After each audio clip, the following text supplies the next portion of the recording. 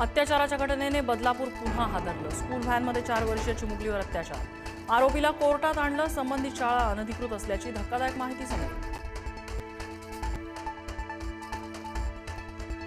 बदलापूर अत्याचार प्रकरणात धक्कादायक माहिती। स्कूल व्हॅन चालवण्याची कुठलीही वैध परवानगी नसल्याचं समोर। पुढारी न्यूजच्या बातमीनंतर वाहतूक पोलिसांची कारवाई।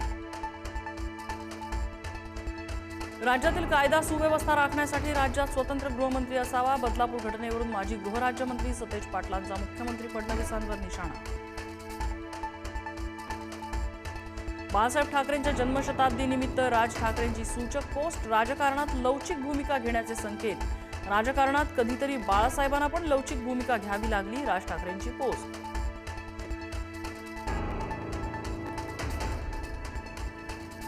मुंबईच्या महापौर पदावरून कोणतीही तडजोड करणार नसल्याची माहिती। शिंदे सेनेला उपमहापौर पदावरच समाधान मानावं लागण्याची शक्यता। भाजप सगळ्यात मोठा पक्ष असल्याने महापौर पदावर भाजप ठाम।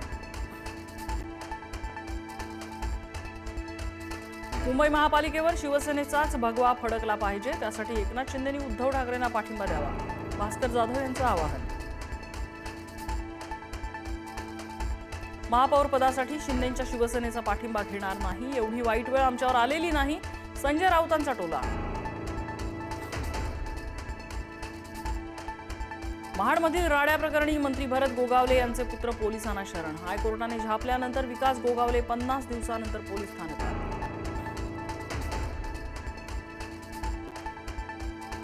अचलपूरमध्ये भाजपा आणि एमआयएमची कोणतीही युती नाही। भाजप एमआयएमला कधीच सोबत घेणार नाही, मंत्री बावनकुळे यांची माहिती।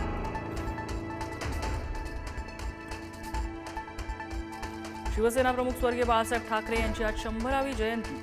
बाळासाहेबांच्या जयंतीनिमित्त ठाकरे बंधू पुन्हा एकाच व्यासपीठावर। ठाकरेंच्या शिवसेनेकडून आयोजित कार्यक्रमाला राज ठाकरे राहणार उपस्थित।